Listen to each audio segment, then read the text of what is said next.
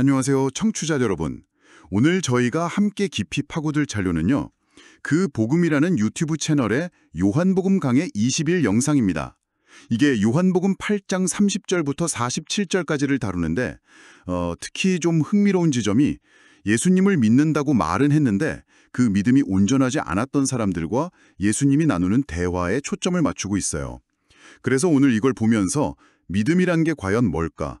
또 성경에서 말하는 진정한 자유는 어떤 의미이고 어떻게 얻는 건지, 그리고 진리를 안다는 건 구체적으로 뭘 말하는 건지, 이런 부분들을 좀 탐구해 보려고 합니다. 청취자께서도 관심을 가지신 이 자료, 지금부터 좀 자세히 들여다보겠습니다. 네, 시작은 요한복음 8장 30절인데요. 예수님께서 이제 내가 그니라, 영어로는 I am he, 굉장히 당신의 정체성을 드러내는 중요한 말씀을 하셨을 때 반응이 많은 사람이 예수를 믿더라, 이렇게 기록돼 있어요. 근데 바로 다음 구절을 보면 좀 이상합니다. 예수님께서 그 자기를 믿은 유대인들에게 뭐라고 하시냐면 너희가 내 말 안에 거하면 참으로 내 제자가 되고 진리를 알지니 진리가 너희를 자유롭게 하리라. 이런 말씀을 하세요. 잠깐만요. 방금 많은 사람이 믿었다고 했는데 왜 갑자기 내 말 안에 거하면 또 진리를 알게 되면 이런 뭐랄까 조건을 붙이시는 거죠? 마치 그들의 믿음이 아직 좀 불완전하다. 아니면 그냥 시작 단계다. 이런 뉘앙스처럼 들리는데요. 그들이 보인 믿음만으론 충분하지 않다는 뜻인가요? 아, 정확히 보셨습니다. 바로 그 지점이 이 자료가 요한복음의 특징적인 표현 방식이라고 분석하는 부분이에요. 여기서 믿었다는 표현이 우리가 흔히 생각하는 그 구원에 이르는 완전한 믿음, 이걸 반드시 의미하지 않을 수 있다는 거죠. 그러니까 어쩌면 예수님의 어떤 말씀이나 기적에 대한 일시적인 감탄 혹은 지적인 동의, 이런 수준일 수도 있다는 해석입니다. 예를 들면 요한복음 2장에서도 표적을 보고 많은 사람이 믿었다고 나오지만 예수님은 그들에게 자신을 맡기지 않으셨다고 하잖아요. 그 마음속 동기를 다 보셨다는 거죠. 또 6장에서도 오병이어 기적 후에 정말 많은 사람들이 따랐지만 그 이유가 뭐였어요? 떡 먹고 배부름 까닭이었고 결국 예수님의 좀 어려운 가르침 앞에서는 대부분 떠나갔잖아요. 즉 당시 많은 사람들의 믿음이라는 게 상황에 따라 변할 수 있는 피상적인 것이거나 아니면 좀 자기중심적인 동기에서 비롯된 것일 수 있었다는 점을 이 자료는 강조하고 있습니다. 아하, 그렇군요.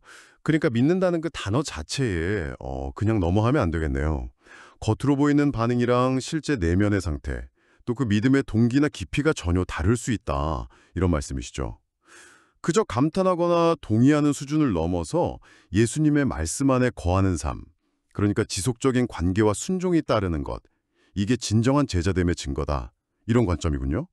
흥미로운데요? 네, 바로 그 지점에서 이제 예수님은 진리를 알지니 진리가 너희를 자유롭게 하리라, 이 중요한 선언으로 넘어가시는 거죠. 그럼 여기서 말씀하시는 진리, 이게 구체적으로 뭘까요? 이 자료에서는 요한복음 14장 6절, 내가 곧 길이요 진리요 생명이다, 이 예수님의 말씀을 핵심 근거로 제시합니다. 즉 예수님 당신 자체가 바로 진리다, 이런 해석이에요. 아, 예수님을 아는 것, 그분이 누구신지를 인격적으로 경험하고 깨닫는 것, 이게 곧 진리를 아는 거군요. 단순히 어떤 정보나 교리를 아는 차원을 넘어선다는 의미로 들리네요. 그런데 이 자료에서는 예수님이 누구신지, 그러니까 진리의 내용에 대해서 좀 더 구체적으로 설명하는 부분이 있나요? 네, 그렇습니다. 이 분석에서는 바로 이 예수님이 누구신가에 대한 바름 알물, 그 복음이라는 표현으로 상당히 강조해요. 단순히 위대한 선지자나 선생이 아니라 구약에서 예언된 바로 그 메시아, 즉 여호와 하나님께서 사람이 되어 이 땅에 오신 분이라는 것. 그리고 다윗의 후손이면서 동시에 다윗보다 먼저 계셨던 다윗의 뿌리라는 그 신비로운 정체성. 이걸 아는 게 핵심이라는 거죠. 이것이 바로 우리가 알아야 할 진리의 내용이다. 이렇게 설명합니다. 아, 진리를 안다는 게 바로 예수님의 그 신성과 그분의 구원 사역의 핵심을 아는 것이다. 이 말씀이군요. 이 진리를 알 때 자유를 얻게 된다고 하셨는데 그럼 여기서 자유는 어떤 종류의 자유를 의미하는 걸까요? 당시 로마 압자에 있으니까 정치적인 해당을 떠올릴 수도 있을 것 같은데요. 맞습니다. 하지만 예수님이 말씀하시는 자유는 그 정치적 해방을 넘어서는 훨씬 더 근본적인 차원의 자유입니다. 이 자료에서는 이 자유를 사실상 구원과 거의 동일한 개념으로 봐요. 바로 죄에 종된 상태로부터의 해방을 의미하는 거죠. 인간 스스로의 힘으로는 결코 벗어날 수 없는 그 죄의 강력한 속박, 그리고 그 결과인 영원한 죽음으로부터 노연하는 것, 이걸 뜻하는 겁니다.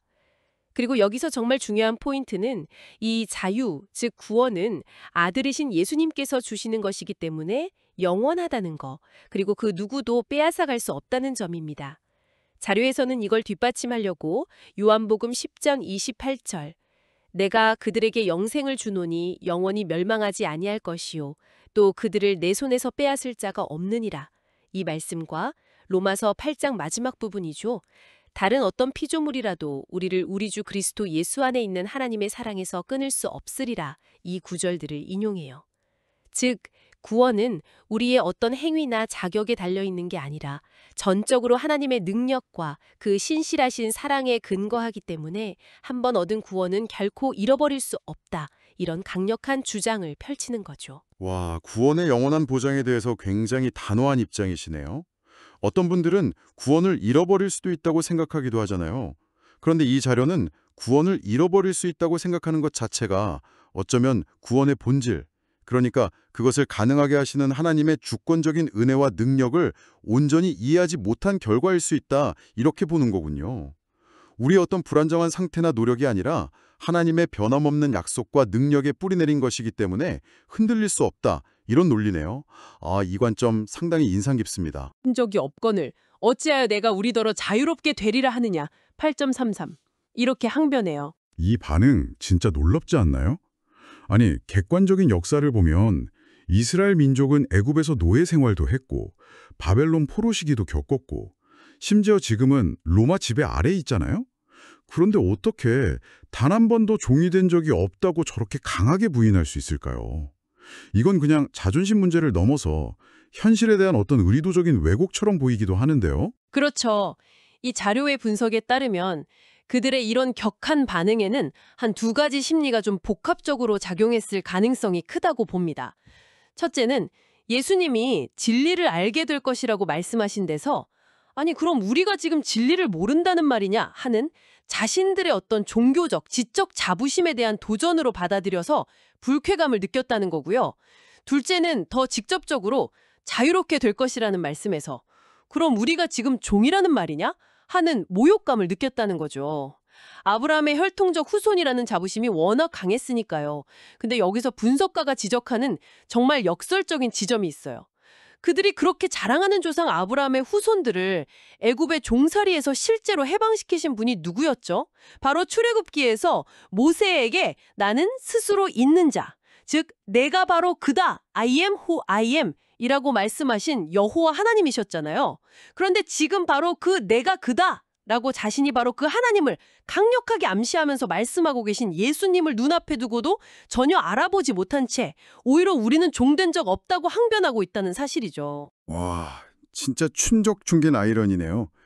과거에 자신들을 실제로 종살이에서 해방시켜 주셨던 바로 그 존재, 그 하나님을 눈앞에 두고도 몰라보고 심지어 역사적 사실까지 부인하면서 우리는 종이 아니었다고 외치고 있는 모습이라니. 그들의 영적인 무지 그리고 교만이 얼마나 심각한 상태였는지를 너무나 극명하게 보여주는 장면 같습니다. 그렇습니다. 그래서 예수님은 그들의 반발을 계기로 논의의 핵심을 정확하게 짚으시는 거죠. 진실로 진실로 너희에게 이르노니 죄를 범하는 자마다 죄의 종이라. 8.34 그들이 민감하게 반응하는 민족적, 정치적, 어떤 육체적 종살이가 문제가 아니라 눈에 보이진 않지만 훨씬 더 심각한 영적인 문제, 즉 모든 인간이 태생적으로 처해 있는 죄의 종노릇 상태를 딱 지적하신 겁니다. 그리고 이 죄의 종된 상태로는 결코 영원히 하나님 아버지의 집에 거할 수 없으며 오직 아들이신 예수님만이 이 죄의 속박에서 해방시켜서 참된 자유, 즉 영원한 생명과 하나님과의 관계 회복을 줄 수 있다 이렇게 선언하시는 거죠. 논점을 아주 명확하게 전환시키시네요. 외적인 상황이나 혈통이 아니라 내적인 죄의 문제가 핵심이다 이걸요. 근데 예수님은 그들이 혈통적으로 아브라함의 자손인 건 인정하시면서도 8.37 동시에 그들의 행동, 특히 진리를 말하는 자신을 죽이려 하는 건 결코 아브라함의 행위가 아니다 이렇게 강하게 꾸짖으시잖아요. 그럼 그들은 혈통은 아브라함일지 몰라도 영적으로는 도대체 누구에게 속해 있다는 말씀인가요? 여기서 예수님의 말씀은 더욱 충격적이고 좀 직설적으로 변합니다. 8장 44절을 보면요. 너희는 너희 아비 마귀에게서 났으니 너희 아비의 욕심대로 너희도 행하고자 하느니라. 이렇게 직접적으로 선언하세요. 그 이유로 마귀는 처음부터 살인한 자고 거짓의 아비고 그 속에는 진리가 없기 때문에 진리 위에 서지 못한다. 이렇게 설명하십니다. 따라서 마귀에게 속한 그들 역시도 진리 자체이신 예수님의 말씀을 들을 수도 없고 받아들일 수도 없을 뿐만 아니라 오히려 진리를 말씀하시는 예수님을 미워하고 죽이려 한다. 이런 논리입니다. 와, 진짜 강력한 말씀이네요. 겉으로는 하나님을 아버지라 부르고 아브라함의 후손임을 그렇게 자랑했는데 그들의 마음과 행동을 지배하는 실제 영적인 아버지는 마귀였다는 선언이니까요. 스스로 믿는다고 생각하고 말하는 것과 실제 영적인 소속이나 상태가 이렇게 극명하게 갈릴 수 있다는 점은 정말 섬뜩하게 다가옵니다. 스스로를 기만하고 있을 가능성을 아주 적나라하게 보여주는 것 같아요. 네. 그리고 이 자료의 분석가는 이 문제가 단지 2000년 전 유대인들에게만 국한된 과거의 이야기가 아니라고 경고합니다. 오늘날 교회에 출석하고 스스로를 기독교인이라고 여기는 사람들 중에서도 이와 유사한 상태에 있을 수 있다는 거죠. 많은 이들이 겉으로는 기독교인으로서의 정체성을 가지고 있고 종교적인 활동에 열심을 낼 수 있습니다. 자료에서는 바리새인들이 행했던 금식, 11조, 구제, 정해진 시간의 기도, 이런 그들의 외적인 경건 행위를 예로 들어요. 하지만 그런 종교적 열심에도 불구하고 정작 기독교 신앙의 심장부라고 할 수 있는 예수님이 과연 누구신가에 대한 진리, 즉 앞에서 언급된 그 복음, 여호와 하나님이 인간의 몸을 입고 오신 분이고 다윗의 뿌리이자 동시에 자손이라는 그분의 신비로운 정체성, 여기에 대해서는 제대로 알지 못하거나 심지어는 거부하는 경우가 적지 않다는 지적입니다. 분석가 본인 역시 과거 목회자로 사역하던 시절에 겉으로는 누구보다 종교적인 열심이 있었지만 정작 그 복음, 즉 예수님의 신성과 그 의미를 깊이 깨닫지 못했기 때문에 본질적으로는 위선적인 바리새인과 다를 바 없었다고 솔직하게 고백하는 부분도 나오더라고요. 결국 핵심은 외형적인 종교 행위나 어떤 소속감 혹은 직분이 아니라 예수 그리스도라는 진리를 인격적으로 바로 알고 믿음으로써 경험하는 내면의 근본적인 변화와 자유다, 이런 거군요. 스스로는 잘 믿고 있다고 착각하면서 실제로는 영적인 실상을 보지 못한 채 여전히 죄의 종로로 상태에 머물러 있을 수 있다는 지적. 오늘날 우리 모두에게 정말 큰 경각심을 주는 메시지 같습니다. 그렇게 매듭지으십니다. 하나님께 속한 자는 하나님의 말씀을 듣나니 너희가 듣지 아니함은 하나님께 속하지 아니하였음이로다. 여기서 모든 것을 가르는 기준점은 바로 듣는 행위라는 거예요. 이 분석에서는 요한복음 5장 25절 죽은 자들이 하나님의 아들의 음성을 들을 때가 오나니 곧 이때라 듣는 자는 살아나리라는 말씀을 연결시키면서 하나님의 음성, 즉 복음을 듣는 것이 곧 영적인 죽음에서 생명으로, 심판에서 구원으로 옮겨지는 결정적인 사건임을 강조합니다. 듣는다는 게 단순히 소리를 인지하는 걸 넘어서 깨닫고 받아들이는 것까지 포함하는 거군요. 듣지 못하면 깨달을 수 없고 깨닫지 못하면 진정으로 믿을 수 없고 믿지 못하면 구원에 이를 수 없다. 이런 흐름으로 이해가 되네요. 그런데 예수님의 말씀은 하나님께 속한 자는 듣는다고 하시니까 이게 마치 들을 수 있는 사람이 정해져 있는 것처럼 들리기도 하는데요. 누가 하나님의 말씀을 들을 수 있다는 걸까요? 네, 이 자료는 요한복음의 다른 구절들을 근거로 바로 그 점을 지적합니다. 예를 들어 요한복음 10장 27절에 내 양은 내 음성을 들으며 나는 그들을 알며 그들은 나를 따르느니라 는 말씀이나 18장 37절에서 빌라도에게 하신 무릇 진리에 속한 자는 내 음성을 듣느니라 는 말씀을 보면 일관되게 듣는 것과 속하는 것이 연결되어 있음을 알 수 있어요. 즉 하나님의 음성, 그 복음의 진리가 귀에 들리고 마음에 와 닿아서 반응하는 사람이라면 그것이 바로 그 사람이 하나님께 속한 자라는 증거가 된다는 해석입니다. 하지만 여기서 아주 중요한 점은 누가 궁극적으로 하나님께 속했는지, 누가 하나님의 택하심을 받은 양인지는 우리 인간 편에서는 미리 알거나 판단할 수 없다는 사실이에요. 따라서 이 자료는 그리스도인들의 역할은 누가 듣고 누가 듣지 않을지를 미리 염려하거나 판단하는 게 아니라 그저 꾸준하고 신실하게 복음, 즉 예수 그리스도가 누구시며 우리를 위해 무엇을 하셨는지 그 진리를 선포하는 것이다, 이렇게 강조합니다. 마치 농부가 씨를 뿌리듯이 말이죠. 누가 그 말씀을 듣고 반응해서 생명을 얻게 될지는 전적으로 하나님의 주권에 속한 영역이니까 우리는 결과에 연연하기보다는 그저 신실하게 복음을 전파하는 그 사명에 집중해야 한다, 이런 결론입니다. 들을 귀 있는 자는 듣고 살아날 것이라는 믿음으로요. 오늘 저희가 요한복음 8장의 한 부분을 통해서 믿음, 진리, 자유라는 기독교 신앙의 아주 근본적인 개념들을 정말 깊이 있게 들여다본 것 같습니다. 단순히 입술의 고백이나 종교적인 행위를 넘어서 예수님이 누구신지, 바로 그 진리를 올바로 하는 것이 얼마나 중요하며 그분의 말씀 안에 거하는 삶이 어떻게 우리를 죄로부터의 참된 자유와 구원으로 인도하는지에 대한 메시지가 매우 강렬하게 다가오네요. 특히 겉으로 드러나는 어떤 종교적 열심이나 교회 안에서의 지위 같은 외적인 요소가 아니라 하나님의 말씀, 그 복음의 핵심 진리를 진정으로 들을 수 있는 귀를 가졌는가, 그리고 그 들은 말씀에 마음으로 반응하고 순종하는가나 우리의 영적 상태를 보여주는 더 본질적인 기준이 될 수 있다, 이런 점을 깊이 생각하게 됩니다. 맞습니다. 많은 사람들이 스스로는 하나님을 잘 믿고 있다고 여길 수 있지만 이 자료의 분석처럼 실제로는 예수 그리스도라는 참된 진리를 제대로 알지 못하거나 오해함으로써 혹은 거부함으로써 여전히 죄에 종된 상태에 머물러 있을 수 있다는 그 경고는 정말 우리 각자의 믿음을 정직하게 그리고 깊이 성찰하도록 도전하는 것 같습니다. 어떤 종교적인 자기 만족이나 위선에 빠지지 않도록 늘 자신을 돌아보는 그런 자세가 필요하겠다 싶습니다. 청취자 여러분께서는 오늘 저희가 함께 나눈 내용을 들으시면서 어떤 생각이 드셨나요? 혹시 내 믿음은 정말 예수님이 누구신지에 대한 분명한 알과 인격적인 신뢰 위에 세워져 있는 걸까?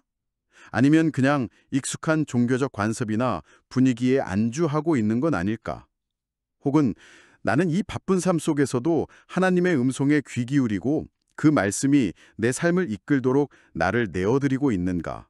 와 같은 질문을 스스로에게 던져보게 되지는 않으셨는지요? 오늘 이 시간이 청취자 여러분께서 이 자료가 제시하는 관점들을 바탕으로 여러분만의 더 깊은 통찰과 영적 여정을 이어가는데 작은 도움이 되었기를 바랍니다. 오늘 준비한 내용은 여기까지입니다. 함께해 주셔서 감사합니다. 다음 시간에 또 다른 흥미로운 자료에 대한 깊이 있는 이야기로 찾아뵙겠습니다.